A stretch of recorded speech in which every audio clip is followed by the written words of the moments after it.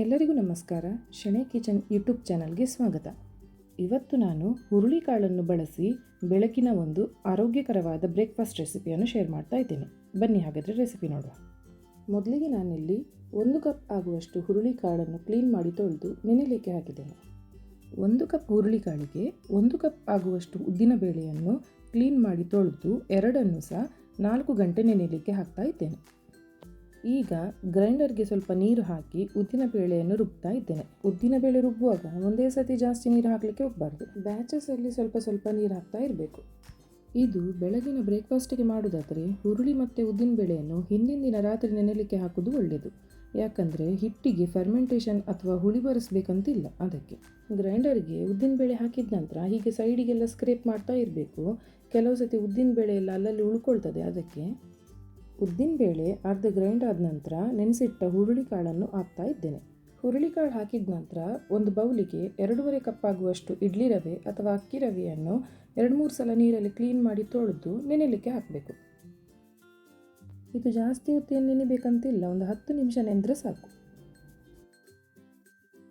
ನೋಡಿ, ಉದ್ದಿನಬೇಳೆ ಮತ್ತು ಹುರುಳಿಕಾಳಿನ ಹಿಟ್ಟು ಎಷ್ಟು ಒಳ್ಳೆಯಾಗಿ ಬಂದಿದೆ ನೋಡಿ. ಸಾಫ್ಟಾಗಿ ಫ್ಲಫಿಯಾಗಿ ಬಂದಿದೆ. ಇದನ್ನೀಗ ನಾನೊಂದು ಪಾತ್ರೆಗೆ ಟ್ರಾನ್ಸ್ಫರ್ ಮಾಡ್ತೇನೆ.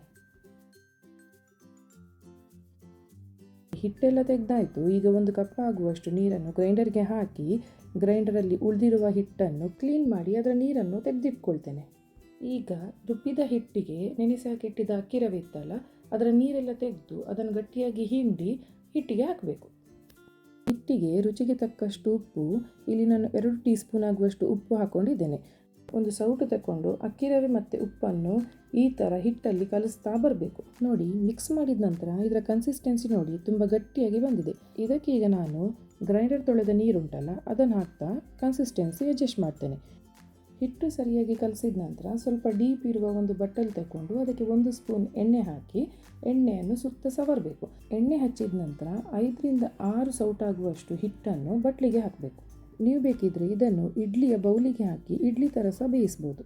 ಬಟ್ಲಲ್ಲಿ ಹಿಟ್ಟು ಈಕ್ವಲ್ ಆಗಿ ಸ್ಪ್ರೆಡ್ ಆಗಬೇಕು. ಒಂದು ಕಡೆ ಜಾಸ್ತಿ ಒಂದು ಕಡೆ ಕಮ್ಮಿ ಆದರೆ ಸರಿಯಾಗಿ ಬೇಯುವುದಿಲ್ಲ. ಅದಕ್ಕೆ ಈ ಥರ ಟ್ಯಾಪ್ ಮಾಡಿ ಈಕ್ವಲ್ ಆಗಿ ಸ್ಪ್ರೆಡ್ ಮಾಡ್ತಾ ಇದ್ದೇನೆ.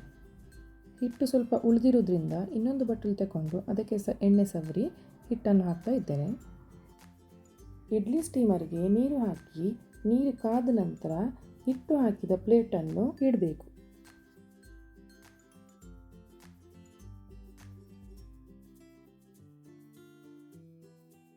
ಪ್ಲೇಟ್ ಇಟ್ಟ ನಂತರ ಸ್ಟೀಮರ್ನ ಮುಚ್ಚಳ ಮುಚ್ಚಿ 15ರಿಂದ 20 ನಿಮಿಷ ಮೀಡಿಯಂ ಫ್ಲೇಮಲ್ಲಿ ಬೇಯಿಸ್ತಾ ಇದ್ದೇನೆ. ನೋಡಿ, ನಮ್ಮ ಹುರುಳಿಕಾಳಿನ ರಮ್ನಾನ್ ಅಥವಾ ಕೊಂಕಣಿಯಲ್ಲಿ ಕುಳಿತ ರಮ್ನಾನ್ ಪರ್ಫೆಕ್ಟಾಗಿ ಬೆಂದು ರೆಡಿಯಾಗಿದೆ. ಇದು ಕಂಪ್ಲೀಟಾಗಿ ತಣ್ಣದ ನಂತರ ಈ ಥರ ಸ್ಕ್ವೇರ್ ಅಥವಾ ಡೈಮಂಡ್ ಶೇಪ್ ಅದು ಕಟ್ಸ ಹಾಕಬೇಕು. ಇದನ್ನು ಖಾರವಾದ ತೆಂಗಿನಕಾಯಿ ಚಟ್ನಿ ಅಥವಾ ದಾಳಿ ತೊವೆಯೊಟ್ಟಿಗೆ ಸೇವಿಸಲಿಕ್ಕೆ ಒಳ್ಳೆ ಆಗ್ತದೆ. ನೀವು ಕೂಡ ಇದನ್ನು ಮನೆಯಲ್ಲಿ ಟ್ರೈ ಮಾಡಿ ಹೇಗೆ ಆಗಿದೆ ಅಂತ ನನಗೆ ಕಮೆಂಟ್ ಬಾಕ್ಸಲ್ಲಿ ತಿಳಿಸಿ. ವಿಡಿಯೋ ಇಷ್ಟ ಆಗಿದ್ದರೆ ಶೆಣೈ ಕಿಚನ್ ಯೂಟ್ಯೂಬ್ ಚಾನಲನ್ನು like, comment, share and subscribe ಮಾಡುವುದನ್ನು ಮಾತ್ರ ಮರಿಬೇಡಿ. ಮುಂದಿನ ರೆಸಿಪಿಯೊಟ್ಟಿಗೆ ಮತ್ತೆ ಸಿಗೋಣ. ಧನ್ಯವಾದಗಳು.